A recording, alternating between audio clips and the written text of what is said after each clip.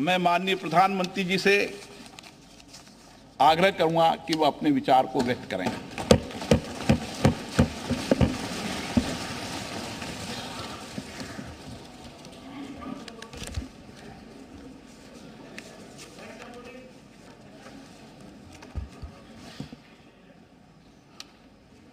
माननीय अध्यक्ष जी, देश की 75 वर्षों की संसदीय यात्रा, उसका एक बार पुनः स्मरण करने के लिए और नए सदन में जाने से पहले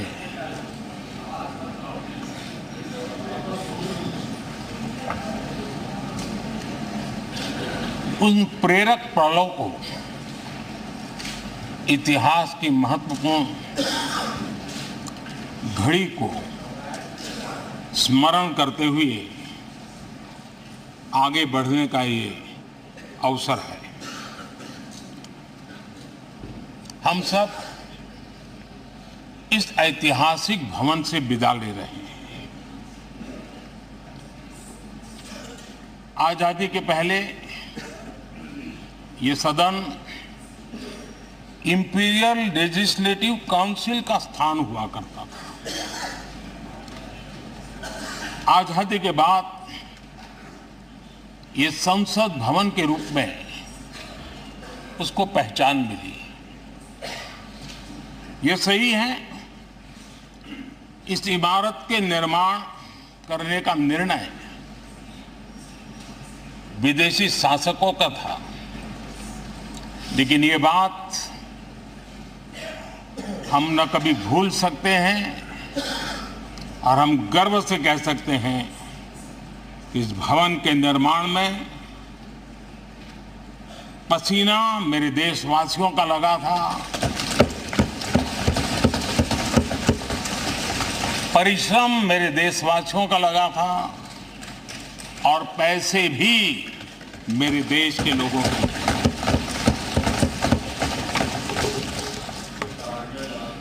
इस 75 वर्ष की हमारी यात्रा ने अनेक लोकतांत्रिक परंपराओं और प्रक्रियाओं का उत्तम से उत्तम सृजन किया है और इस सदन में रहे हुए सबने उसमें सक्रियता से योगदान भी दिया है और साक्षी भाव से उसको देखा भी है। हम भले नए भवन में जाएंगे, लेकिन पुराना भवन भी, ये भवन भी आने वाली पीढ़ियों को हमेशा हमेशा प्रेरणा देता रहेगा।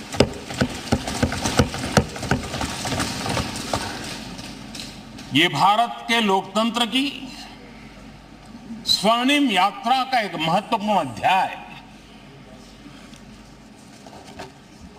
जो सारी दुनिया को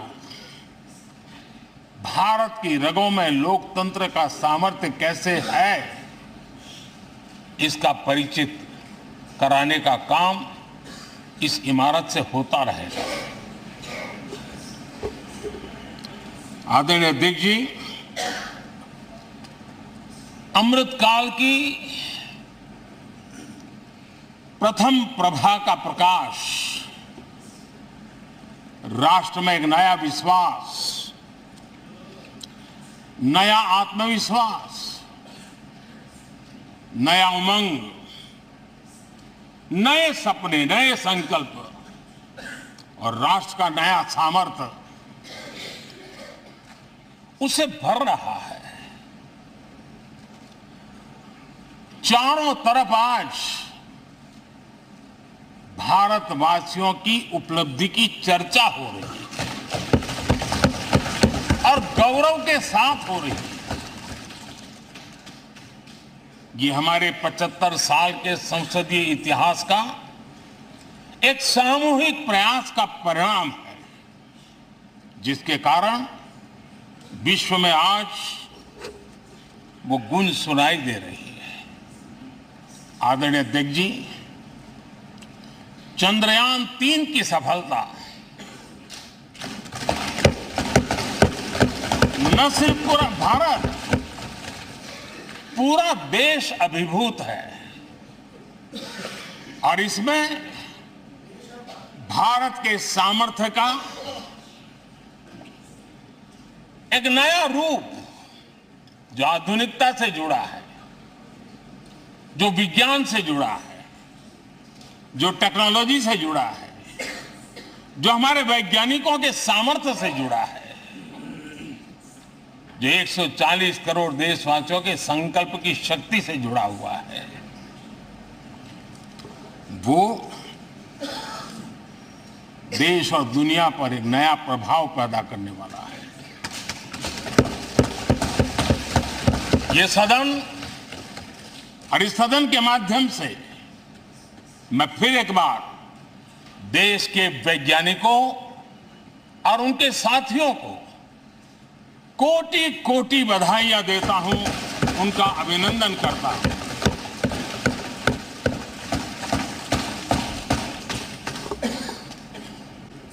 आदरणीय अध्यक्ष जी, ये सदन ने भूतकाल में जब नेम की समिट हुई थी, सर्वसम्मति से प्रस्ताव पारित करके देश के इस प्रयास को सराहा था। आज G20 की सफलता को भी आपने सर्वसम्मति से सराहा है। मैं मानता हूं देशवासियों का आपने गौरव बढ़ाया है, मैं आपका आभार व्यक्त करता हूं। G20 की सफलता 140 करोड़ देशवासियों की है। ये भारत की सफलता है, किसी व्यक्ति की सफलता नहीं है, किसी दल की सफलता नहीं है। भारत के फेडरल स्ट्रक्चर ने, भारत की विविधता ने 60 स्थानों पर 200 से अधिक समिट और उसकी मेजबानी हिंदुस्तान के अलग अलग रंग रूप में देश की अलग अलग सरकारों ने बड़े आन बान शान से की और ये प्रभाव पूरे विश्व भर के मन पर पड़ा हुआ है। ये हम सबके सेलिब्रेट करने वाला विषय है, देश के गौरवगान को बढ़ाने वाला है। और जैसा आपने उल्लेख किया, भारत इस बात के लिए गर्व करेगा, जब भारत अध्यक्ष रहा उस समय अफ्रीकन यूनियन इसका सदस्य बना।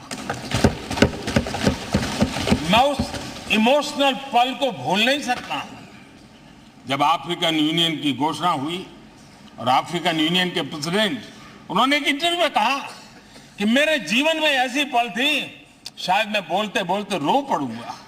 आप कल्पना कर सकते हैं कि कितनी बड़ी अपेक्षा और आशाएं पूरी करने का काम भारत के भाग्य में आया।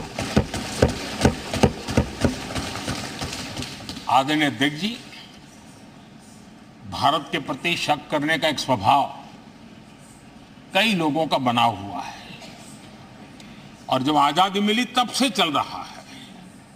इस बार भी यही था, कोई डिक्लेरेशन नहीं होगा, असंभव है। लेकिन ये भारत की ताकत है कि वह भी हुआ और विश्व सर्वसम्मति से एक साझा घोषणा पत्र लेकर के आगे का रोड मैप लेकर के यहां से प्रारंभ हुआ है।